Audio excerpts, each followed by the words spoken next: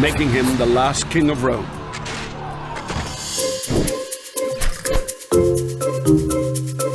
The Romans decided to prevent any such concentration of power ever again.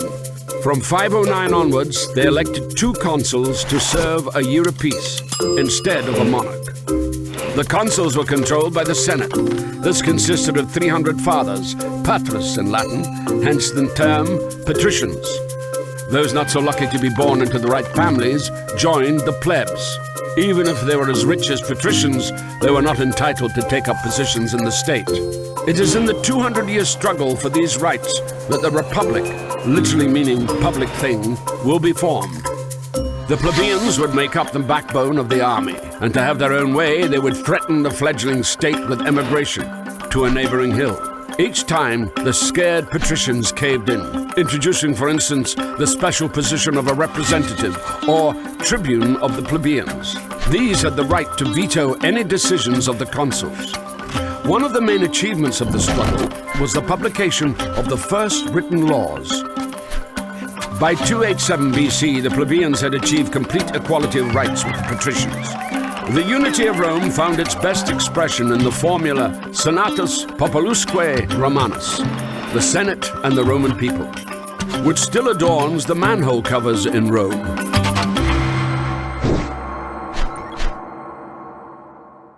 In 390 BC, the history of Rome could have come to an end. The city was unexpectedly taken by the Gauls. The guard dogs had sensed no danger, for which they would be crucified every year since.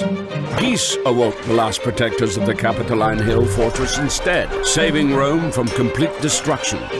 The shaken Romans conducted a military reform. The Roman legion was divided into manipuli, making it more mobile in battle. The Roman army spent the next 100 years in constant wars. Instead of simply imposing a tribute on the conquered, the Romans would enter into a treaty of alliance with them, and the loyal allies supply Rome with a never-ending stream of recruits.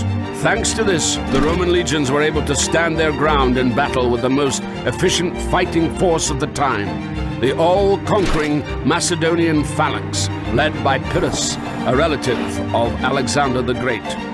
The last stronghold of resistance in Italy, the Greek city of Tarentum, then hired the most costly and celebrated contemporary warlord of the time to defend against Roman expansion. Having conquered Tarentum and reached Sicily, Rome now had to take on a much more dangerous adversary, Carthage, lord of the Mediterranean. The Romans called the Phoenicians of Carthage Punics, hence the Punic Wars. They were fought over the next 100 years. In 149 BC, Rome had taken the greater part of Punic territory and that of their allies, but after each defeat, the trading power of Carthage would rapidly recover.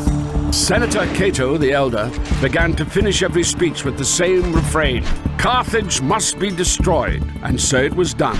The city was wiped out, all of its population was enslaved, allegedly plowing salt into the earth as an eternal curse. Also in 146 BC, the Romans wiped out another city, Corinth, making Greece and Macedonia Roman provinces. Rome appropriated the colossal riches of the disintegrating empire of Alexander, but the patriarchal simplicity of Rome succumbed to the sophisticated Greek culture. Greek became, in effect, a second state language. The Roman nobility busied itself learning new words, hexameter, history, rhetoric. Cicero, the most famed orator of Rome, would come to model his speeches on those of the Greek Demosthenes. However, across this immense territory, full rights were only afforded to the Romans themselves. Even other Italians, the majority of the military, had no citizenship rights. These would demand equality, declare war, and win the right to take part in managing the state. This was a total game changer. While ancient Greece remained a collection of squabbling city-states, Rome gradually extended citizenship rights to the conquered, laying down the basis for an empire.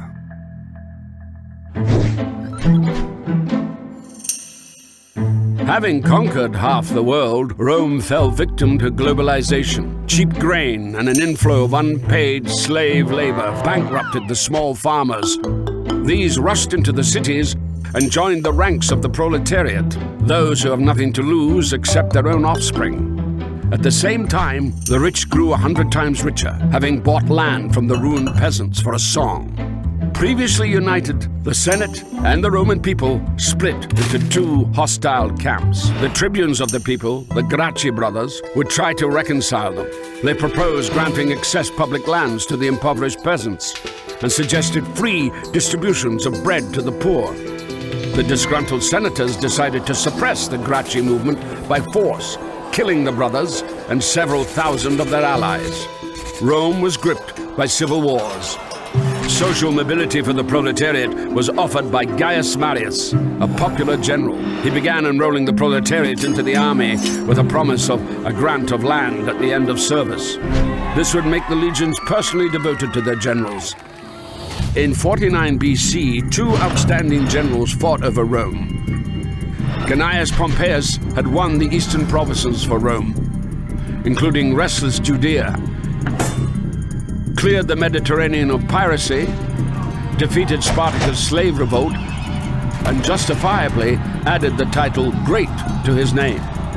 Gaius Julius Caesar had conquered Gaul. Nowadays, they would call it genocide. He butchered 1 million Gauls and enslaved as many more. He went on to defeat the Germans and then invaded Britain.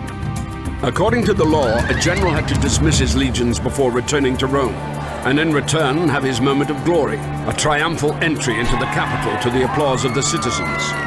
Caesar performed a hitherto unseen maneuver. He refused to submit to the Senate, and having crossed the Italian border, the river Rubicon, marched his legions to Rome. It would take him several years to defeat Pompey the Great and his other rivals, pitting Roman legions against each other. In the process, Caesar annexed new territories and gave Cleopatra the Egyptian throne. After a romantic cruise along the Nile, she would give birth to Caesarion, or Little Caesar.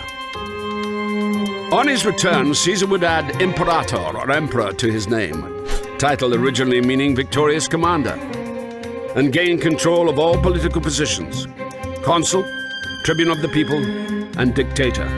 Rumors spread that Caesar wanted to declare himself king.